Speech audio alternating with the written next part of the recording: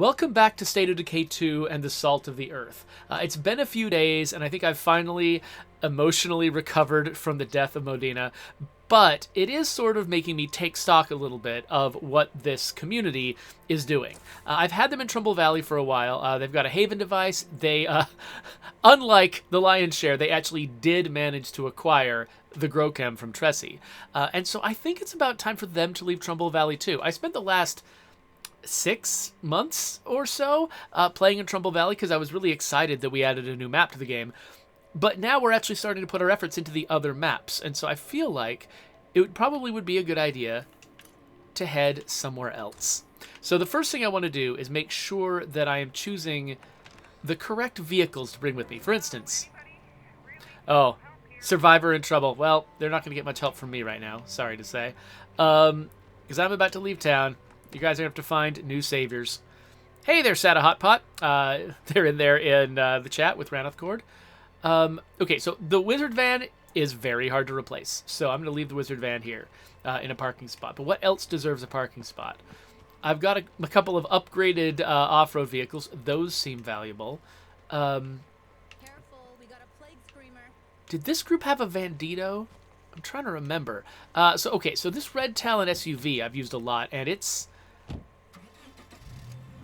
kind of rare and special too. So I think I want to bring both of these cars into the next level, because you're not guaranteed there will even be a Red Talon vehicle in any given map. So got to be careful there.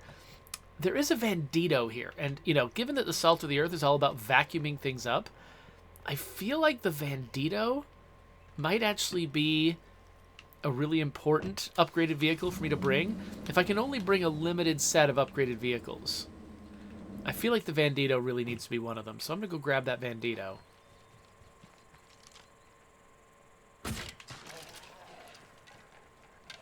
It's kind of damaged. Maybe I should repair it before I go, too. It's kind of funny remembering that in State of Decay 2, the zombies don't have any loot, except for, plague samples, which sort of drop in their own special way. Because I've been playing so much Dying Light 2, my inclination every time I kill a zombie is to go and loot its corpse. Because you have, the stuff you get off the corpses of zombies in Dying Light 2 is, depending on the zombie, a lot of times it's just like, it's whatever. You can get that stuff anywhere. It's not really important. But occasionally, you'll end up with a zombie that drops you like a really critical, a piece of, crafting resource, like a trophy that you have to get. By the way, I like this car. I mean, there's going to be more of them. So maybe I shouldn't worry about it. Or maybe this should be the vehicle that I actually drive to the exit. I could see that working. So, yeah, I've also got this one, which is also, this one's basically an upgraded version of that one. So this is the one I should bring with me, probably. Yeah, I think that makes sense. So now the question is there anything I'm forgetting? Oh, yeah, I was going to upgrade the Vandito, just to, make sure that happens. You're alive. Yay for you. So let's repair the Vandito. Grab a couple of these guys. It looks like I've got a few more comments here that I've missed. Oh, so Sad Hot Pot asks, I'm kind of dumb and everything. I'm sure that's not true. But I was curious, when's the new update going to drop? So Raneth Cord pointed out that it is on the it is in the public test realm now, and everyone gets it sometime this month. And yeah, that is what we've shared. Is that unless something goes wrong, we should be done with it and ready to ship it out to everybody before the end of February. Let's see here.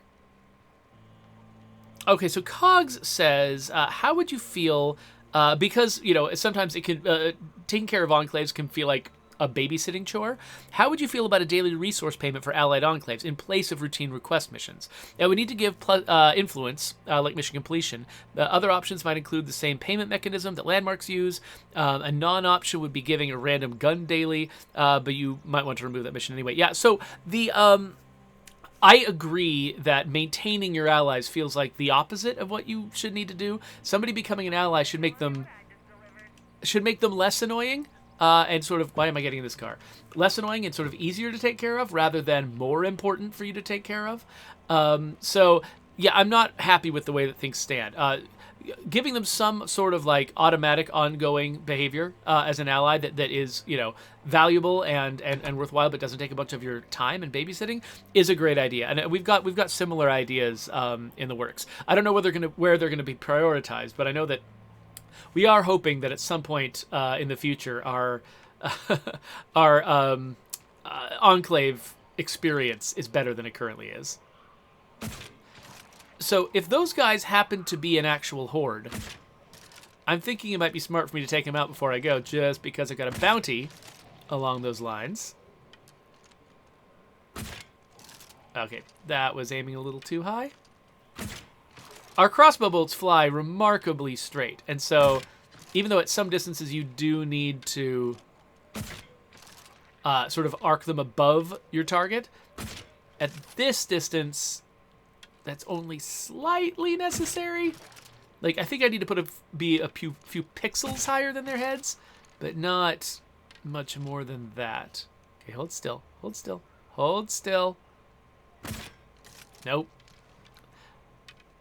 I was doing that like they were still moving, which was not the case. Okay, I think... Okay, yeah, so that last zombie, it's not a horde anymore because there's only one zombie left, so we're good. Oh, hey, Gior has just joined us. And let's see. Oh, so Z Pekin says, glad to be here. It's Brandon from the comment helping with the GRE trailer and Dying Light 2. Okay, so Z Pekins, I was actually, after we're done with State of Decay 2, I was actually going to go fight a military convoy and absolutely give you credit for showing me that thing. So, yeah, I'm so glad that you showed up here. And, yeah, so that I can give you credit for showing me where that was, because honestly, like, I mean, I'll get into it once we're actually playing Dying Light 2, but I was absolutely going to miss that existed, so I really appreciate your help. Anybody, honestly, who leaves comments on my videos, sometimes when I read the comments, I'm in some situation where I don't really have time or attention to devote to answering them, but I do see and read all of them, and so if you leave a comment on my videos, like, you will definitely get through to me, because there aren't that many people who watch my videos, so I've got time to read them all, even if I don't always have time to answer them all. Oh, hey, and Wave Navigator shows up and says, hello from Greece. I love your game. This might be the first person from Greece that's ever at least told me they were from Greece in my chat. So that's awesome. I love it whenever I realize that, you know, my channel has reached a new geographic location that I haven't you know, been to before. Oh, and hi, Corn Dog. Corn Dog has shown up as well. So let's hop in this car. I don't think I've got anything left I need to do. Got the exit marked already, so yeah, I think it's time for the Salt of the Earth to say goodbye to Trumbull Valley. They made a good run of it, and they picked up all the stuff they needed. Oh, wait. Here's another horde. Let's see if I can knock this horde out, too. Okay, so Cogs was talking to me about sort of good ways to... Oh, that's not it. This is not going to be a good way. I'm going to get out from the right side of this. Oh, crap. I'm stuck. This is a problem. Okay, I guess I got to get back in the car. Okay, so the zombie is on the rear door. Okay, come on. Ah, come on. Am I seriously going to lose another character? No. Oh, wow. Did you see that? We just knocked that feral into next week. I don't even know where it went.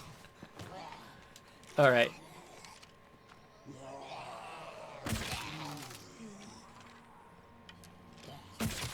Switch into the crossbow. Because the last... Oh, I'm just dragging so many zombies over here now. All right, let's see if we can get this car moving. This is a terrible way to leave a map. This is the absolute worst way to leave a map. Look at this nonsense. Oh, it's ridiculous. Okay, I guess we gotta use the stuck command Our last action in Trumbull Valley is using the stuck command. How incredibly anticlimactic. Okay, so I just moved over so the zombie couldn't grab me. By the way, that's, if you don't know, that's done by holding LB and moving the left stick. But it looks like I might have canceled the stuck. So let me try the stuck again. Hopefully it'll still teleport me even though I'm in the passenger seat. I'm not sure if there's any reason why that wouldn't work. Interesting. Okay. So let's... I wonder if we handle a situation where you're the driver of the car and one where you're a passenger. I genuinely don't know. Oh, sorry, and one where you're just on foot. I genuinely don't know if it can handle you being a passenger in a vehicle. Okay, it did. Okay, so yeah. When I was the passenger, I think that didn't happen. Oh, that's fascinating. Okay, yeah, so because, you know, losing a door can make that front seat, that front driver's seat, inhospitable to you as a player, I think we need to support the stuck command working even if you're in a different seat. I guess. Maybe? I mean, I don't know. There could be technical problems with that don't work. Or maybe I just didn't wait long enough. Maybe it would have worked and I just panicked or something. But it really seemed like the stuck command was not working when I was in the passenger seat. Oops. I hit the flashlight button from Dying Light 2, and that opens your inventory in our game. So let me get up towards the exit, and then I will totally catch up with other folks who are saying stuff in the chat here.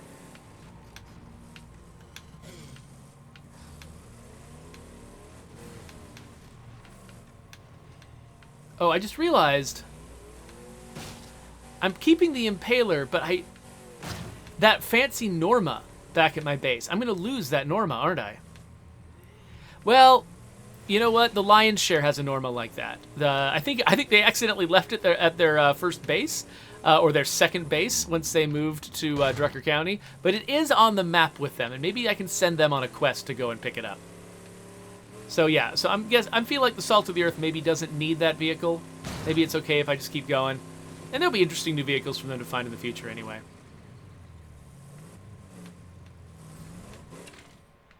All right, I am ready to depart. But it is paused, though, so let me go and check. This is a new feature that actually pauses the game when you're about to leave, so I have time to catch up with the chat again. Corndog was encouraging me, please don't lose another character. Yeah, that was really traumatic last time. At least, what was her name? Yavera, I think, is who I'm playing right now. She's newer. I don't have as much of an investment in her as I had in Modena, but still, yeah, that would have been tragic. Let's see here. Oh, okay, so Wrath of Aiden said that there actually was a pop-up that I missed that said that I did have to be in the driver's seat. Okay, so that is definitely true. You do have to be in the driver's seat in order to use the stuck command. And so that probably means that there is a reason, like a technical reason why it has to be that way. So I'm betting that it's not a simple matter to be like, oh yeah, we should support that in the passenger seats too, because there's probably something about the car literally being your character when you're the driver and just being your location when you're a passenger. And that probably has a lot to do with whether it can work or not. Whether the game just even knows how to transition you that way. Gior asks, to the best of your knowledge, do you guys know about the walls auto-braking in Daybreak? No, I have not heard about walls auto-braking in Daybreak. So yeah, if that's some new behavior that we haven't addressed, that you haven't heard us talk about, then yeah, please report that to support.stateofdecay.com. Because yeah, we should definitely find out about that. Oh, Ranith Court is suggesting it might be from ferals attacking them from far off. Interesting. Yeah, no, I don't know about that bug, but yeah, this definitely seems like it's worth bringing up. Corndog says, I almost lost a survivor today, but I needed to go back to work. They will survive another day. Oh, congratulations. I'm glad that you made it. Oh, let's see here. Oh, Brian Menard asks, have you guys as a team put any more thought into the possibility of adding outpost traps and rucksack storage into level 3 outposts? I mean, we put the same amount of thought into it that we have originally, which is, you know, I think that those particular features, I don't think that they're on the slate for like our initial revision of the way that, like, for instance, infestations and horde travel works or anything like that. I don't think it's coming in with that, but those are both ideas we thought about. The rucksack thing, it starts to be it's complicated because the ideal UX for that would be either like it just works all the time and like outposts are just set up to receive rucksacks, or it doesn't. That's the simplest setup, and right now we've chosen option B. It doesn't. Having it work conditionally is just as like expensive on the UX side as just making it happen all the time. And so I'm not it's an interesting sort of like area to navigate. So I can't give you any insight on the likelihood of it happening or a timeline for something like that happening. But we do, we are interested in it, especially like and the idea of outposts being able to defend themselves. Now that outposts are vulnerable to hordes and they could be scattered all over the map, that is something that we think the audience has a legitimate reason to want that feature, particularly in the latest version of the game. So again, I can't make any specific promises, but that is something that we take seriously. All right. Boom, boom, boom, boom. Okay, let's confirm this, and then figure out where we're going. So I already sent somebody to Drucker County. We don't need somebody else to go there. My other options are Meager Valley and Cascade Hills. So I think that the council, my original Trumbull Valley community, I think I want the council to eventually head over to Meager Valley because it's my favorite map and they're my favorite community. I've been staying away from them for a long time, partly just because they're my favorite community. And I tend to save the best for last, So I think that Cascade Hills is probably the best destination for the Salt of the Earth. That is the first map we ever made. And you know what? Because of the death of Modena, and the fact that I put Merci in charge of this community, specifically imagining that she would be fairly safe here, because I was not taking a lot of risks with the Salt of the Earth, I think I'm dropping the Salt of the Earth back down to Dread. Still plenty of resistance from the zombies. I still can't just abuse, noisemakers and stuff. There's still a fairly large number of plague hearts. But I don't necessarily want these people to have their lives at horrible risk at any given moment. Meanwhile, green still feels appropriate for community and map difficulty. So we're going to hold on to those because if you don't know, the purpose of this community is for me to just vacuum up as much crap as I possibly can and have them just have infinite access to everything the game has to offer, whether it's to share with other people in multiplayer or just to have access to it if I need to test something. It's just a really valuable type of community for me to have. So community and map are at green so that I can just get maximum access to everything that you can scavenge in the game. Brian Menard, I'd heard that the infestation changes ended up sort of not being in the public test realm initially, but I think that might have actually changed.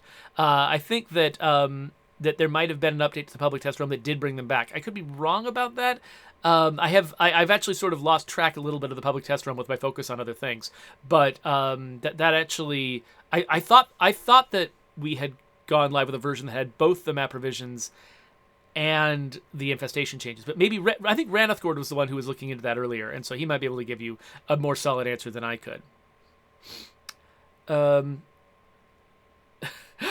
So Gior asks, are you going to Cascade Hills because you like that the best when the new patch comes out, the new update that's going to change the art on a lot of the maps? No, it's not because I like it the best. I'm actually planning on sending my communities to all three of the new maps. Like I already sent one to Drucker, and actually, I mean, Drucker's change is probably the most dramatic, so Drucker might actually be my favorite change. But I also want to have one community in Cascade Hills and one community in Meager Valley, so that's my motivation. I think Cascade Hills makes sense for this particular group because I have the other two, slated for the other two maps.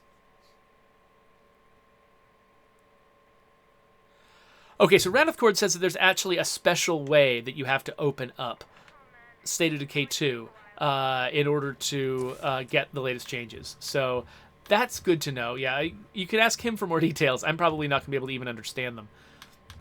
All right, so let's grab Sinjin, because we haven't played him in a while. And let's figure out what our goal is here. So we're starting at sort of the starter home here. And we can see the Plague Hearts out on the map because we're playing on Dread and not Nightmare. So there's no mysteries here. And actually, it looks like the buildings are remarkably open right now.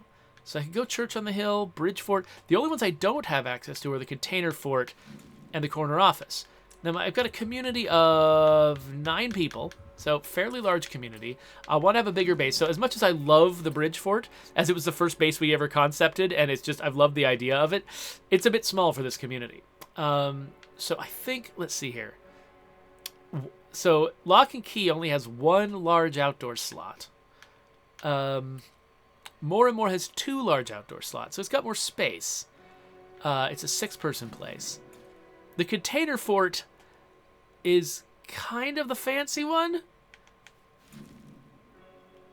And, you know, when I moved the Lion's Share over to Drucker, I moved them twice within, like, a short amount of time. That ended up being a little bit weird. So I'm wondering, if I want to grab the biggest place, which I think makes sense for this community, I think I want to go straight there. I don't want to just move them to some interim place and then take the time. I want to move them straight there. But that means I'm going to need to take out this Plague Heart. But we're only playing on the Dread Zone, so that's actually not as intimidating as it could be. So let's make sure that we're well equipped here. So what do we have? We got a break on this weapon, so even though it's 9mm, it should still do a bunch of extra damage. Plus we've got a sidearm that is really good. We've got a bunch of fire. I guess the only thing I could even add to this is look at all this C4 that I have. Unnecessary to waste the C4, though. I think that we've got other options, like, for instance, 1,000,000 pipe bombs. Let's bring some pipe bombs, too. Let's just make this as easy on ourselves as possible. You know, this team has been through a lot. They've just put themselves through the ringer. And the last thing I want to do is put them through hell again by having them lose a character. So we're going to over-prepare to take out this Plague Heart. Now let me have a look at the car situation. I found a potential outpost, but it's in the middle of a plague zone. Think it could be worth the risk? Okay, so we do have I'm thinking. the Jeep. We've got the Wizard Van. We've got the Red Talon thing, and we've got this guy. Now, these 2, I think, are going to get left behind, because I think this is the... Let me see if that's right. So we've got 2 car slots. The Trail Beast and the Bandito. Oh, wait, the Trail Beast and the Bandito. Okay, so it's the Trail Beast here, and the Bandito probably on the other side. That's right. Those are the official slots. Okay, well, you know what? I don't care that much about the Trail Beast. It's good to have. I can come back here for it later if I need it. Or actually, maybe this is the car I should drive down there. But the car I want to make sure... The cars I want to make sure I don't lose include the Wizard Van and actually that Red Talon SUV. So let's park the Wizard Van here. So it'll definitely come with me when I move bases again. And then let's go grab a repair kit, because that Red Talon SUV is looking in poor shape. So let's grab... Where is it? Wait, did I already miss it? Oh, it was up here. Okay. Let's grab a repair kit. How do we run? We'll grab a repair kit and fix it up.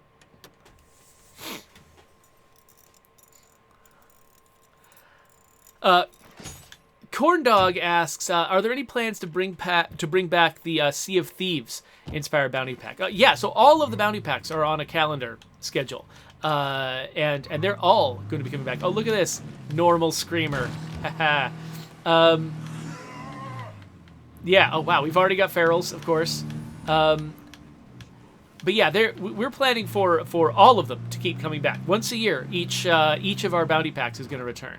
Now, we did a couple of items the very first time we released that bounty pack. I think we did a couple of items that commemorated and sort of got excited about Sea of Thieves that were not part of the bounty pack. Those are a little bit tougher, and so figuring out like where on the calendar or where in the game we could unlock those again in the future is an open question, but it's one that we've got, it's on somebody's plate to figure out a plan for that.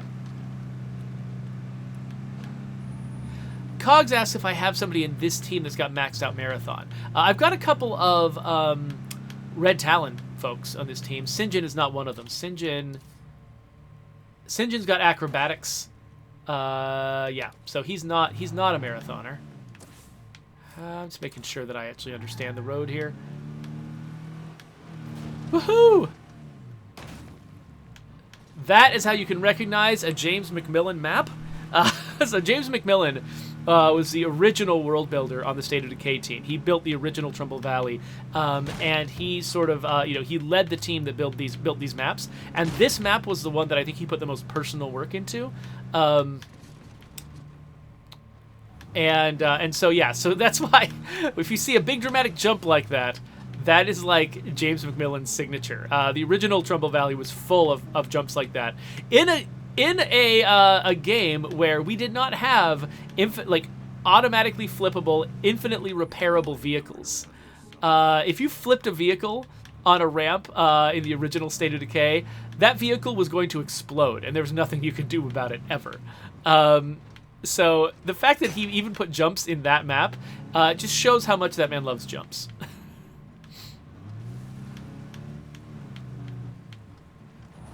All right, so here we are at the Plague Heart.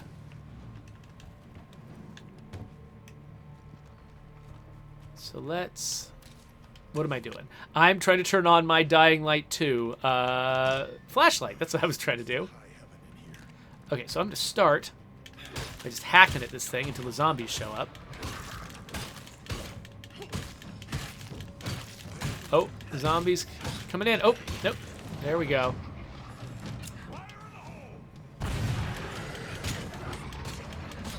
That's enough to push it down one threshold. Oh, hello. Oh, wait, I just heard something I don't like.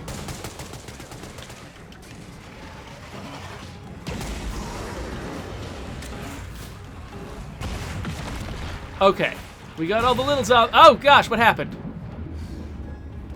Did I... Ah! I didn't even see him. Okay, I think what happened was... Ah! Okay, let's get out of this tight area. Come here. Come here.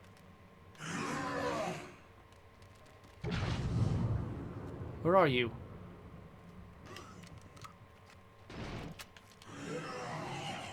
Where did you go?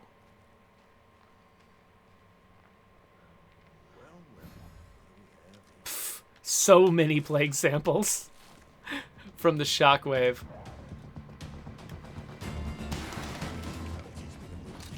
I think he just got confused about where I was. There we go. Whew. All right. I can come back for the rest of this stuff.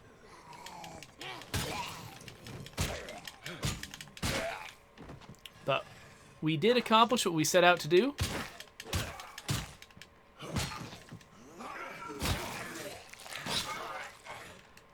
Which was destroy that plague heart. And yeah, that's what I meant to do. And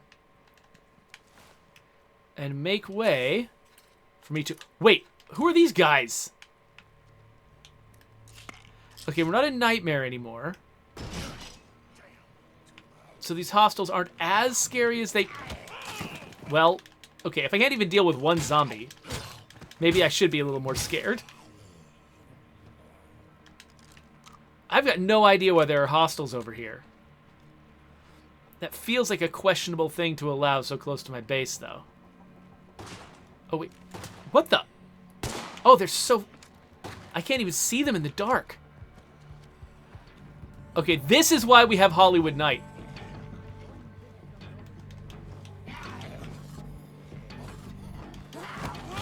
No!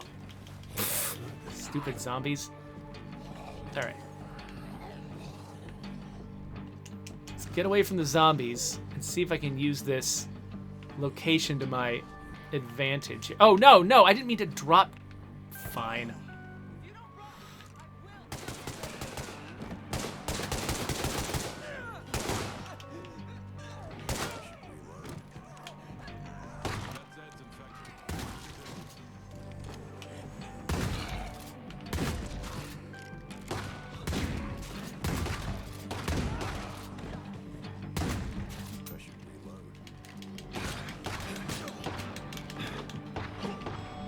Okay, I'm running out of bullets here.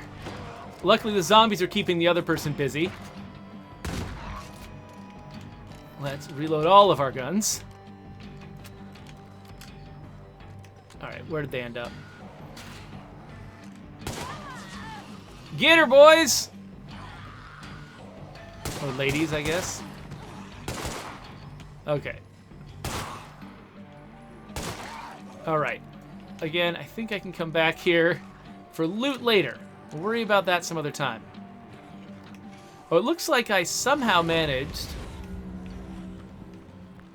At some point, I killed a horde, and I actually completed that kill a horde bounty, so that's great. At some point... Oh, and I've also driven nearly 7 kilometers. That is also great. So really, I've just got to run around with a teammate, grapple a bunch of zombies, and we're good. Alright, so where do I want to park?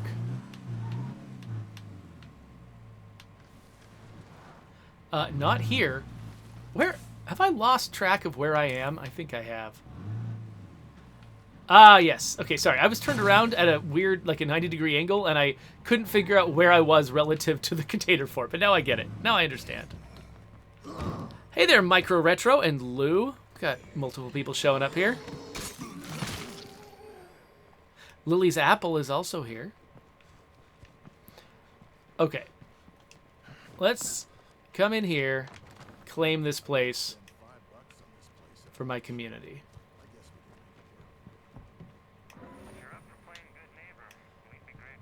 Oh yeah, we're excellent neighbors. You can tell by how I murdered the potential neighbors that I had.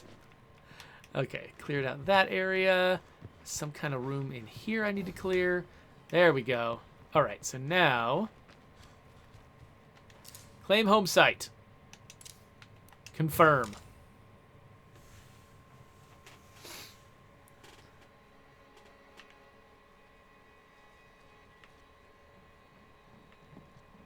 Okay. Let me get some action started here at the base. First thing I want to build is a staging area to make everything else go faster. And actually, I mean... Let's build the Haven device last. It's not an emergency. We'll build an armory instead. We've already got a workshop here, but that means we're going to need to have an infirmary. Now, our bed situation is already taken care of. There's like an automatic bed upgrade that you just automatically get in the container fort. So you don't have to worry about beds at all, really. So now I got to figure out what I want to do with these remaining slots. Okay, so I don't think... So these are all outdoor spaces. Oh, interesting. So I can't build hydroponics. That's the thing you can't do. Yeah, that's the thing you can't do with the container fort. You can't build hydroponics here. So, let's see. Well, what else do I want? I could go with a garden. I'm planning on getting my water and power access externally. This is the salt of the earth. They don't really need a latrine. I'll just leave that unexplained, I guess. Oh, this team does not have prefabs of red talent stuff. Maybe that's a thing I should try to get for them. Because these are all small slots, small slot facilities and go anywhere. A couple of them are about beds mostly, and so that might not be all that valuable.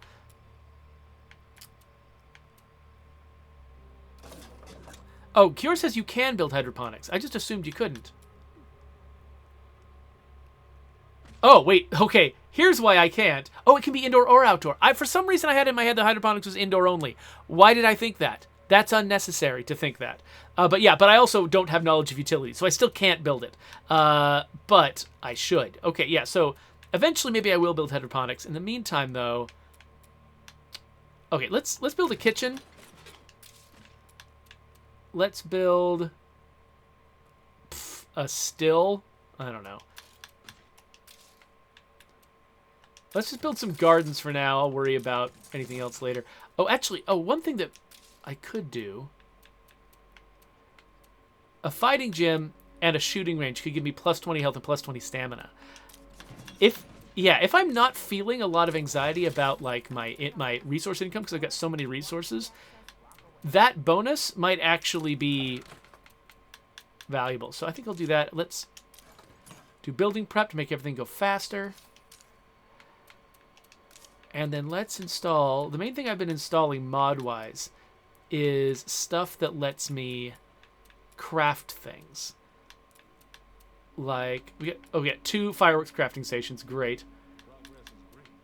Wasn't there... Didn't I have other stuff? Bolt crafting tool sets. Hand drill press. I thought that this community had like the DIY weapon thing, but it looks like it doesn't. So I might want to go grab that at some point. In the meantime, fireworks crafting station. Why not? Infirmary. Oh, I'm out of labor. Cool. Well, while we're doing this labor, let me catch up with the chat again.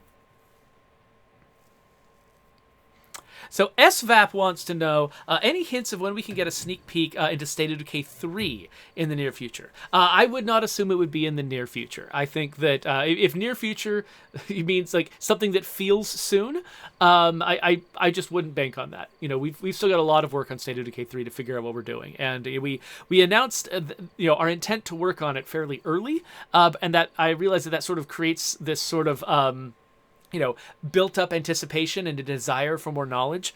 And so that's something we caused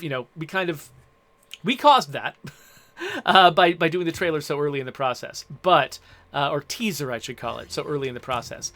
But yeah, we're not going to be ready to talk about it anytime really, really soon. So sorry about that. I know that you really, it's completely legitimate for you to want to get that information, and I'm sorry that we're not really in a position to offer it to you.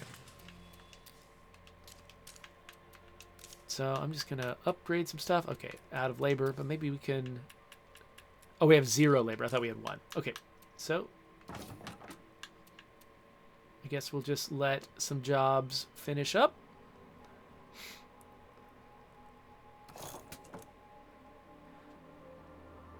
So Cogs is suggesting that if I'm willing to do it, once he's once I've caught up on my backlog a bit, since he's stored up a bunch of channel points that he could spend on getting me to try games, he's interested in trying to get me to play some 90s games. So if I have to like run them in some kind of weird emulation type situation, I'm probably not going to consider that to be sort of worth the effort. But let's see. Let's add some ammo storage. Let's just store ammo everywhere. Ooh, I can upgrade this. And we could do a slow cooker or a mixer. A countertop oven.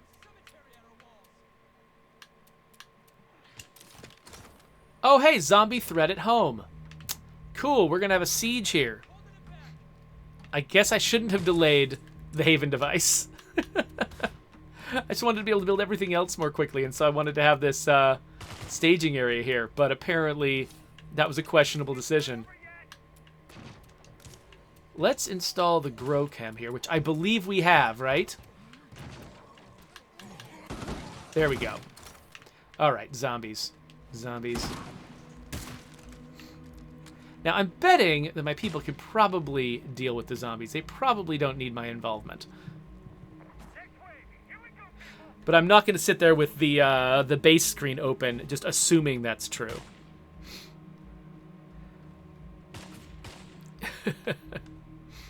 Oh, Cogs is reminding me that I've got a filling machine. I had forgotten about that. Actually, you know what? Oh, I don't have... Yeah, so my people took care of that siege like it was nothing. Awesome. And my Infirmary 2 was completed, so it's time to make an Infirmary 3. Oh, no, I need 3 labor for that. Well, let's see what we want to install here. Cast making kit, resting... Yeah, we don't need that. Oh, advanced biochem station. We absolutely want that. Okay, so now let's remove the fireworks crafting from here, because we can put it somewhere else. And let's... Wait, what was the thing that Cog said I should build? Oh, yeah, the filling station. That's right. So we can craft more Molotovs. And then I can put that fireworks crafting station anywhere. I can stick it in the armory. And that's fine. And I'm just sticking as much ammo storage as I can everywhere so we can carry just like tons and tons and tons of ammo.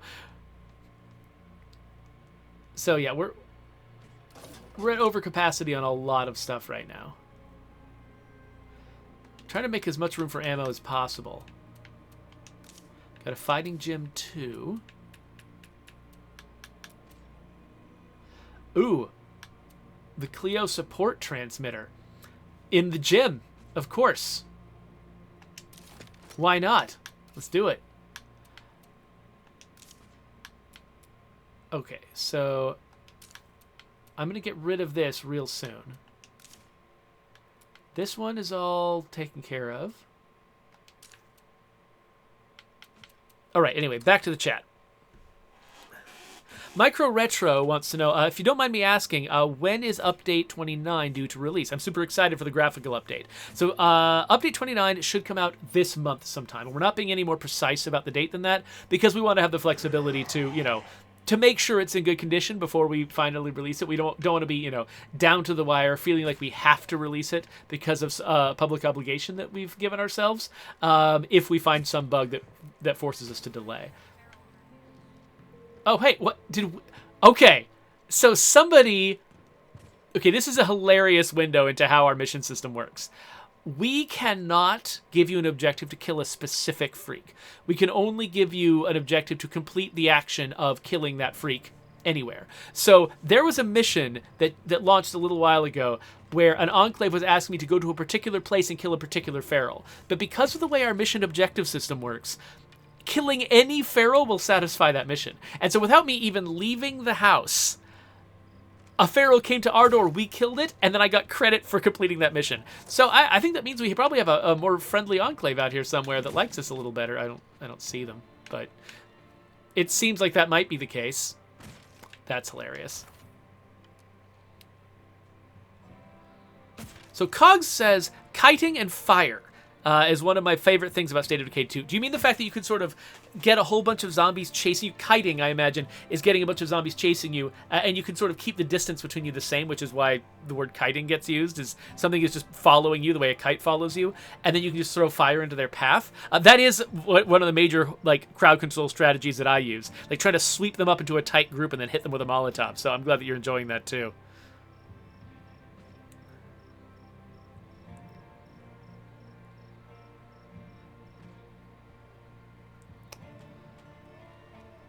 So, let me see here.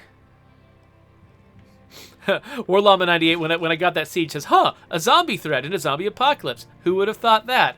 Yeah, so the particular type of threat is theoretically avoidable. I just didn't take the steps that it takes to avoid it.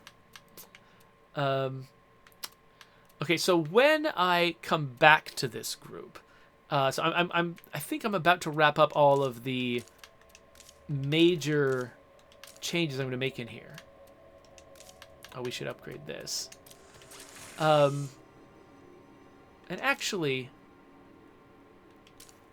yeah, okay, so because installing the Haven device causes a siege, I should save that for a future episode. So future episode, what we're going to do is install a Haven device here, which means another siege, but then no more sieges for the next little while. We're also going to have to go out and claim ourselves a power source and a water source to get our... Oh, wait a minute. Wait, am I? No, I'm not! Because this is not the lion's share. I did start Salt of the Earth with the Builder Boon. I just noticed that these icons, they're all full up on water and power. I don't need to do that. I can use these outpost slots however I want. So yeah, that is going to be one of my early priorities, to go out there and start claiming these things, because I've still got a bunch of extra materials that I can use to upgrade them and things like that. And eventually, those materials are going to rot away unless I use them. So I want to use them. And actually, while I'm thinking about that, I've got too many meds. I've got too much ammo. And so I should probably spend those on fruitful things before the game forces me to. So on the med side, it does not hurt to have more plague here.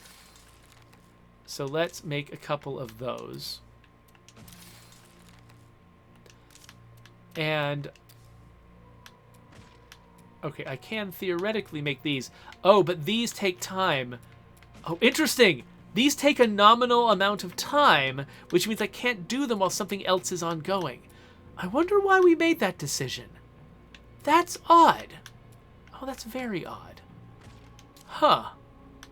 Well, anyway, I guess I can make some... What am I doing? Make some scent block. That does seem valuable. And now I've got the meds under the limit. And I just need to spend 10 ammo. So there's all kinds of things that I can make using ammo. Frag grenades, for instance.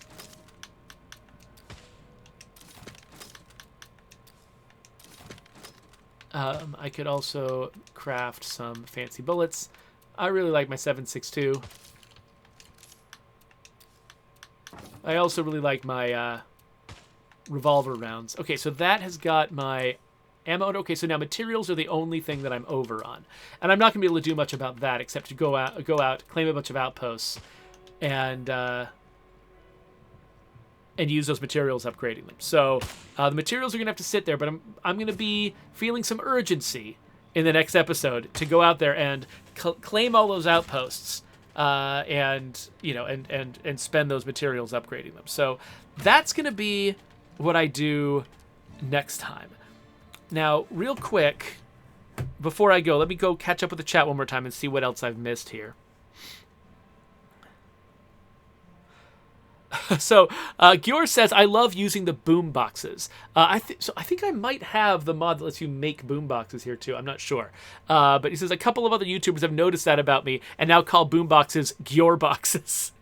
Yeah, so I think, was it the boom boxes I was using of several episodes ago when I was actually like using them to pull zombies out of infestations and like blow them all up with a landmine or something like that? Because yeah, boomboxes are great for that because they're a nice long-term distraction where if either if you're playing at a lower difficulty or if you're just being stealthy up front, you can make a cluster of zombies out of that thing and then blow them all up, which is great. So yeah, Lily says, for years I never used them, but now I use them all the time. Yeah, totally. Raneth Court asks, why does having power and water give such a low morale bonus? +5 for power and only +1 for water. I don't know. I didn't balance that system. I can't offer you a specific justification for it because I wasn't the one who was making those calls. If you think it's weird, you can send a ticket to support.stateofdecay.com or shrug it off. Those are both options. Cog says, along with Cord's question, having lots of luxury items should give morale. That is something that we've considered. It would be quite the feature, but especially because people with long-term games have collected so many luxury items, we would definitely have to give that some kind of diminishing returns, you know. But yeah, the idea of holding on to luxury items for a morale bonus versus selling them for influence is such an interesting decision. Like, yeah, that is. I think we have an idea card for that sitting on our books whenever we happen to get around to it. Because I think that does make a ton of sense, and it's just more interesting instead of them just being like, oh yeah, here's the thing that you always sell, laboriously transporting it in limited inventory slots, having it be at least a more interesting decision. Like, oh, I guess we have to sell off some luxuries, guys. That just feels like there's more of a story to that. Brian says, what do you think about Legacies being more of an endgame playstyle compared to an endgame mission set? I'm not sure exactly what you're asking, but it sounds like maybe you're asking about the idea of, Legacies. Should they necessarily have been a specific sequence of missions, or would it have made more sense for us to have endgame scenarios or win conditions that don't necessarily rely on a mission in order to fire them off? Like things like in Civilization where it's, conquer the entire world, or get this much science before anyone else, or have this percentage of the planet dominated by your culture, or whatever. Like that there are all these different ways you can win Civilization, but they're all mechanical. None of them are like completing a mission that seems specific and arbitrary, but rather they're just sort of on a systemic level reaching a certain set of criteria. So yes, I think that would have been a better way for our game to work. We did not do that. and we didn't. The thing that we didn't do was give ourselves enough systemic building blocks to be able to pay off on that. Our game does a good job of simulating sort of the day-to-day of living in the zombie apocalypse, but it doesn't give you enough satisfying systems for building your overall base and strategy. Most things are actually, it's a pretty flat hierarchy of progression. It's not like you're going from tier to tier to tier to tier of success. It's mostly, well, which thing do you want to do first? You can eventually do all of the things, but which one are you doing first, second, third? And there, like, if there's one particular thing you want, like, I want power, you can just go and get power immediately. Or if your big goal is, I want to be producing a bunch of food, you can target that and do it pretty quickly. It's just doing everything that takes time. And so but what that means is there isn't really a destination for you to chase on a systemic level that isn't kind of trivially easy to chase. And so it wouldn't make a satisfying end game. And so I think if we were to switch to that, I think that's the kind of thing where I think you're right about, if that's what you're saying, I think you're right about how the ideal version of this game should work. But I think that there are so many building blocks, so many foundational building blocks of that experience missing from State of Decay 2 that I think it would actually be really difficult to get from here to there in State of Decay 2. That might have to be a piece of feedback that we hold in mind for later on in the franchise, rather than trying to make that happen in State of Decay 2. Unless we transition to just to a different scenario where the objectives that you're pursuing that are like legacies, if we had some kind of objective you could pursue that was not like a game-ending objective, like the fact that legacies feel like they need to have a certain level of importance to them and finality to them because they actually are our game-ending scenarios. If we switched to a version of this where completing a legacy did not end your game, and it was just a stair step on a long road with a forever community, it might make more sense then to have legacy-like objectives that didn't have to be so important that we have to treat them like endgame scenarios. They could be things that are fairly easy to do if you target them, but just the decision to target them is something you have to consciously do. So yeah, there are ways to get that idea into the game. I think that, it would have to be pretty different from the way that legacies work today.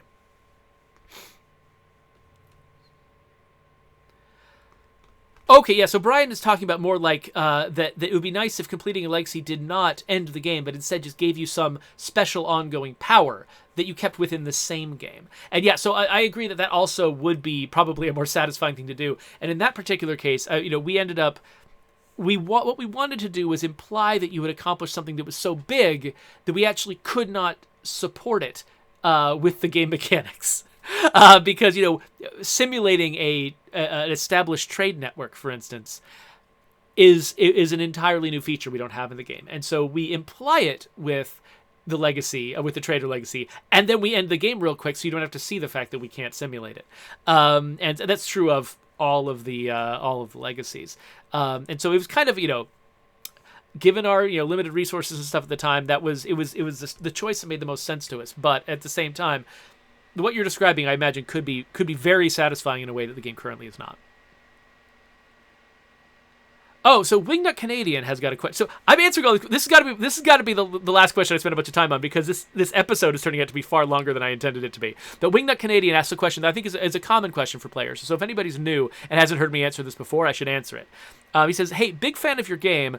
Wanted to ask why a tether system in multiplayer and not a free roam system." That's entirely a technical constraint. It's because when you're playing an open world game, typically the entire world is not loaded at once. Unless you're playing a game that's set in a very simplified sort of world, whatever machine you're playing it on cannot afford to actually be modeling the entire world simultaneously. And so what it does is the world is divided into chunks, and it models the chunk you're in and all the neighboring chunks. When you move into a neighboring chunk, it drops the chunks you've moved far away from and starts loading the ones that are ahead of you. And so there's a bubble of the world that's following you around. That is the only real part of the game. And everything else is just sort of fake and doesn't exist. And actually, in our game, we're not even keeping track of where, zombies are when you're far away from them, except with rare exceptions for, freaks that you've established already. Most zombies are just completely despawned when you leave them behind, and new zombies respawn in their place when you come back. And so because of that, if two players were playing together and got too far away from each other, the host would keep moving the bubble of reality with them, and the guest would be left behind. And they would be in a place where actually the map would get unloaded underneath their feet, and all the zombies would disappear, and it would be a disaster. So now, if we were hosting the game on big servers somewhere that were powerful enough to actually model the entire world at once, then that's something that we could potentially theoretically support. But that's also very expensive to maintain over time. And especially when we were working on State of Decay 2 early on, we were like, if we set it up that way, then if the game can't afford to pay for its own servers, we're going to have to shut it down, and then the game just evaporates into thin air. And we were like, we don't want to create a game like that where players buy it, they invest in it, and then the game just evaporates. That feels like the wrong choice for us. We want a game that people can play for a really, really long time, regardless of whether anyone else is playing it. And so we ended up making the call to make our multiplayer peer-to-peer, which means that we're not hosting it centrally anywhere. People are hosting it on their local machines and inviting their friends to play. But then because of that, we can only afford to run the version of the game that one person's machine can handle, which means we need that bubble, which means we need to keep all the players inside the bubble so the world doesn't despawn underneath your feet. So that's the complicated decision-making process we had to go through. Ideally, we would have loved a version where you could go wherever you wanted to. Like, we wanted that, and we tried to think through all of the possibilities that could get us there, and it just wasn't going to be feasible with all of our other goals and things. And so, yeah, as much as we would like you to be able to, drive in opposite directions and tackle simultaneous different goals, with your friends at the same time, it wasn't going to be technically feasible. So we'll have to see what's possible in the future for the franchise. I don't think that's it's entirely possible that there's a version of this game that exists on some future technology or some future economic scenario where that kind of thing becomes possible. And if it does become possible, we're going to be excited about the opportunity to try to do it. But for right now, that's something that it was out of reach. Lily's Apple makes a point that I think, I'm hoping that most players, when they're playing multiplayer, they actually primarily want to play with their friends, and hopefully most of them aren't feeling too much of a burden from the tether because they actually do want to stick together. We're kind of hoping and relying on that will be the general case, even though, of course, there will always be exceptions where players want to be able to do different things at the same time. Let's see here. Okay, I think I'm ready to wrap this up because, again, I did not mean to make a nearly hour-long episode right now. I meant to just do half an hour. Of course, moving maps, it always takes a long time anyway, but we should get out of here. So, there's a subscribe button. I don't know why I can't talk anymore. There's a subscribe button for people who are watching later on YouTube. The next Salt of the Earth episode is going to go there, so you can click that or whatever else you want.